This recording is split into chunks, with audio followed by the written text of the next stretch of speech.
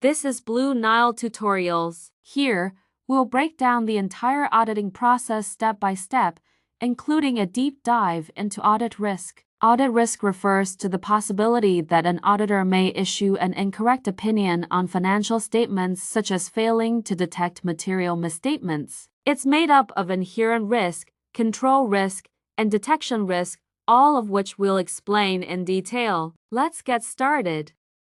This video is going to cover the topic of audit risk. The aim of this video is to gain an understanding of the factors that must be considered by auditors when deciding what is an acceptable level of risk associated with a client.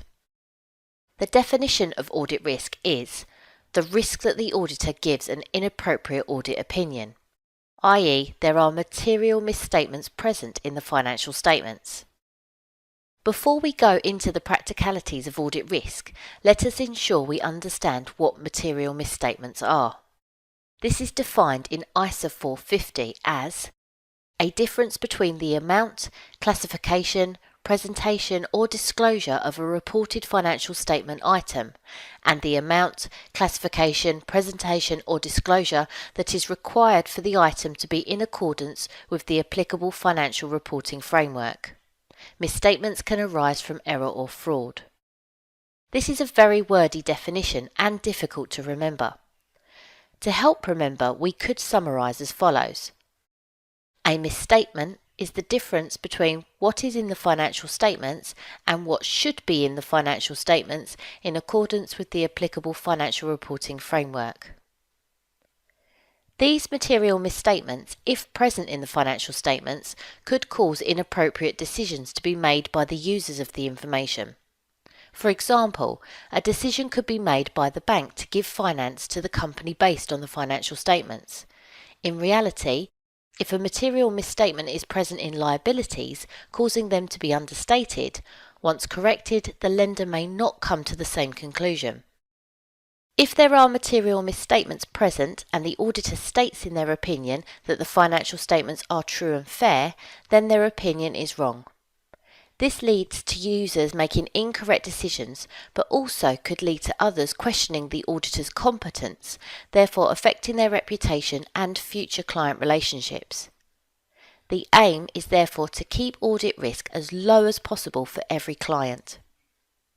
Auditors must identify the risks associated with the client at the planning stage of an audit. To calculate audit risk for each client, they use the audit risk model. This is shown as follows. AR, which stands for audit risk, is equal to IR times CR times DR. Each of the three components of audit risk in the model need to be considered by the auditor to decide the level of risk. IR is inherent risk. This is the risk of a material misstatement in the financial statements due to the nature of the client, whether it be the business itself or the industry which they operate within. Inherent risk may be high due to the level of regulation that must be followed by the client. If heavily regulated, there is a stronger risk they may have not followed industry rules and disclosure in the financial statements may be inadequate. It could also be related to what they trade in or produce, for example. If the products are frequently being improved and replaced by new products, there is a risk inventory held in the financial statements may not be valued correctly, leading to material misstatements. Clients trading in technology are always high inherent risk clients. The auditor cannot change the level of inherent risk. They must identify it and then plan how to manage it. CR is control risk. This is the risk of a material misstatement in the financial statements due to poor client controls.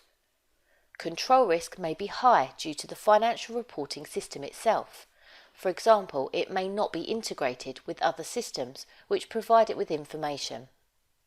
If human input is required, this increases the risk of misstatements being present. Control risk may also be high as the client does not perform adequate control procedures within their business. To give you an example, if the client does not perform a year-end inventory count, it increases the risk of the inventory balance being materially misstated. Again, the auditor cannot change the level of control risk. The auditors can recommend changes for the future. For now, these issues must be identified to decide the level of and type of audit work needed. DR is detection risk. This is the risk of a material misstatement in the financial statements due to the auditor not spotting the error. This is the one element of the audit risk model that the auditor can do something about. The auditor must ensure that their audit procedures carried out during the audit process are able to detect misstatements that could be material. The level of work needed will depend on the client's circumstances.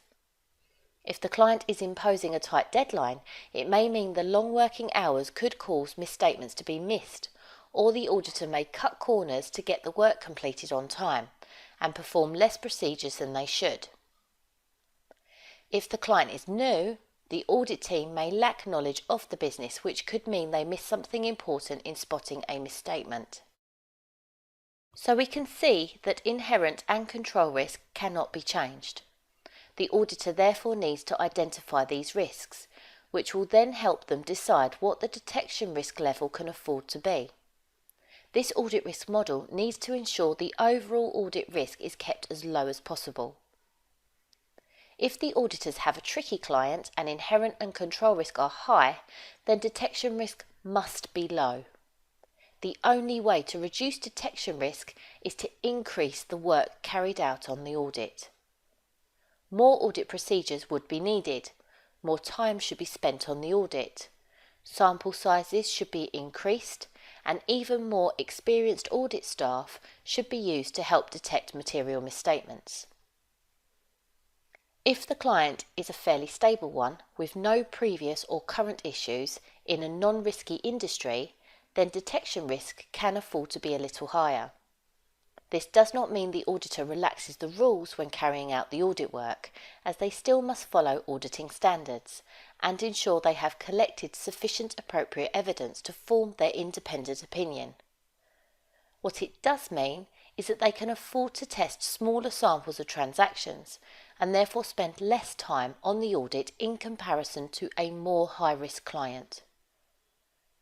The audit risk model is key to understanding audit risk. The three components, inherent risk, control risk and detection risk, identify the overall risk of the auditor forming an inappropriate opinion on the financial statements.